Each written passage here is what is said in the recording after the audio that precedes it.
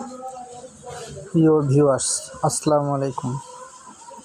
আমার অল্প পরিসরে 30 থেকে 40টি মুরগি পালনের ঘর তৈরি করতে কত টাকা খরচ হলো এবং আপনারা কত টাকা খরচ করে এরকম একটি মুরগির ঘর তৈরি করতে পারবেন, সেটি এই ভিডিওর মাধ্যমে আপনাদের সামনে তুলে ধরব ইনশাআল্লাহ। তাই ভিডিওটি না টেনে সম্পূর্ণ দেখবেন।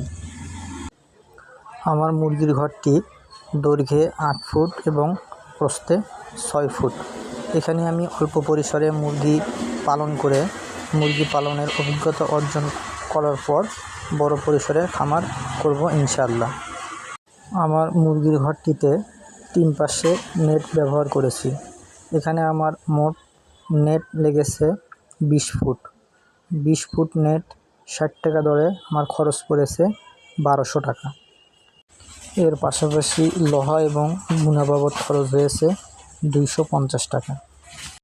আর মেঝে তৈরি করতে আমার ইট লেগেছে 150 পিস। 150 পিস ইটের দাম 1500 টাকা। তারপর সিমেন্ট লেগেছে প্রায় 10 কেজি। 10 কেজি সিমেন্টের দাম 150 টাকা। এবং মেঝে তৈরি করতে আমার ইট লেগেছে 150 পিস।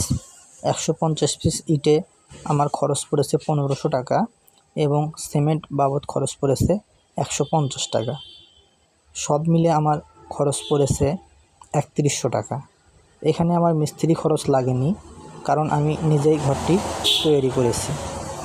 এই ঘরটি তৈরিতে আমি পুরো টিন ব্যবহার করেছি এবং বাঁশ কাঠ আমার বাড়িতেই ছিল, তাই আমার খরচ অনেক কম হয়েছে।